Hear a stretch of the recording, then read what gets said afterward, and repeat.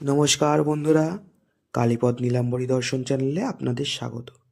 আজ আমরা মা কালীর বিষয়ে কিছু চর্চা করব। আচ্ছা, কালীঘাটের মা কালীর চোখ দুটি দেখেছেন কখনো? লক্ষ্য করেছেন কি চোখ দুটি টকটকে লাল? মনে কখনো প্রশ্ন জেগেছে কেন এমন? কেনই বা মা কালীর আশেপাশে থাকে শিয়াল? আর কানে যে দুটি শব্দেও থাকে, সেগুলোই বা কে? জেগেছে কখনো মনে প্রশ্ন? জানেন কি? আসুন, আজ আমি জানাই আপনাদের। বঙ্গভূমিতে কালী পুজো বৈদিক যুগের বহু আগে থেকেই ম্লেচ্ছ পদ্ধতির দ্বারা হতো, যেখানে পশু, পুষ্পার্ঘ্য ও নানাবিধ দ্রব্য দিয়ে তার পূজা করা হতো। আর এই পূজা করা হতো মা চামুণ্ডার। এএসআই আর্কিওলজিক্যাল সার্ভে অফ ইন্ডিয়ার রিপোর্ট অনুযায়ী বাংলার বহু জায়গা খনন করে শুধু চামুণ্ডা মূর্তি পাওয়া গেছে। এমনকি বর্ধমানের কঙ্কালেশ্বরী মূর্তিও তার জলজান্ত প্রমাণ। নেপালের নেওয়ারি ভাষায় লেখা অভিধানোত্তর তন্ত্র গ্রন্থে ভলিউম 5-এ বিদ্যারাজ্ঞীর একটি বিশেষ রূপ আছে, যেখানে মহাকালী ও মহাকাল এই বিশ্ব মহাশ্মশানে সৃষ্টি ও সৃজনে মাতোয়ারা। নারী পুরুষের মিলনে যেমন নতুন প্রাণ সৃষ্টি হয়, তেমনি মহাকাল ও মহাকালীর মিলনে সৃষ্টি হয় নতুন জগৎ। আর এই জগৎ ধারণ করেন স্বয়ং প্রকৃতি অর্থাৎ মহাকালী। এবারে আসি মহাকালীর কানে সব দেহ দুটির পরিচয়।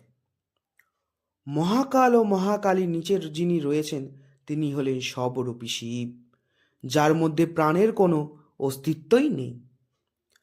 সৃষ্টিকর্তা ব্রহ্মা, পালনকর্তা বিষ্ণু এবং সংহারের প্রতীক শিব।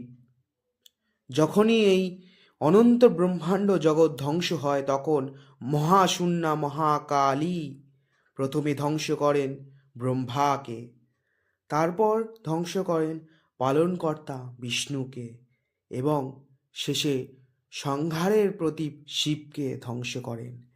এরপর এই সবরূপী শিবের ওপরই স্থান গ্রহণ করেন তিনি।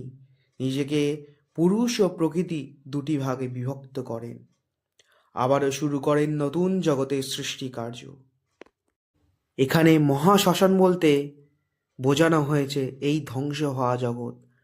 আর কানের ওই শবদেহ, ওই দুটি হলেন ব্রহ্মা এবং বিষ্ণু। এবার আসি শেয়ালের কথায়। শেয়ালের কথা বলতে গিয়ে একটা শ্লোক আপনাদের অবশ্যই জানা উচিত। সেটি হলো শিবা ভীর্গ রাবা বীর চতুর্দিক্ষুম সমন্বিতাম। এর মানে হলো যে চারিদিক থেকে ঘিরে ধরেছে শেয়ালের দল, অর্থাৎ যারা অনবরত ডেকে চলে মহাকালের দিকে তাকিয়ে। শেয়ালের ডাক হলো ওঙ্কারের প্রতীক। যেখানে সব ধ্বংস মহাশ্মশানে পরিণত হয়েছে, সেখানেই উচ্চারিত ওঙ্কার ধ্বনি আবারও নতুন সৃষ্টির আনন্দে মাতোহারা। শেয়াল এই অনন্ত নাদধ্বনি সেই প্রণবেরই ঝঙ্কার, যার মাঝে বিদ্যমান স্বয়ং মহামায়া। এবারে যে প্রশ্নটা দিয়ে শুরু করেছিলাম, মা কালীর চোখ কেন লাল? কালীস্তোত্রে বলা হয়েছে বালার কমণ্ডল কারলোচনত্রয়ান্বিতাম, অর্থাৎ যার তিনটি চোখ বাল অর্ক অর্থাৎ উদিত সূর্যের মতো রক্তবর্ণ, তিনিই মহাকালিকা। এবারে বুঝলেন তো কেন মা কালীর চোখ লাল? আশা করি বুঝতে পেরেছেন। মা যে ব্রহ্মময়ী, তার ইচ্ছায় সব ঘটে, তার ইচ্ছায় সব কিছু ধ্বংস হয়।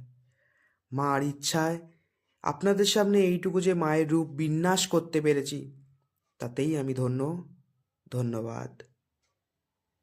ভিডিওটি ভালো লাগলে অবশ্যই লাইক করুন, আর চ্যানেলে নতুন হলে অবশ্যই সাবস্ক্রাইব করুন। আর কোনো প্রশ্ন থাকলে অবশ্যই কমেন্টে জানান। আজকের মতো বিদায় বন্ধুরা, দেখা হবে অন্য কোনো ভিডিওতে। ভালো থাকবেন, ভালো রাখবেন। নমস্কার। ওম ক্লিম কালিকায় নমঃ।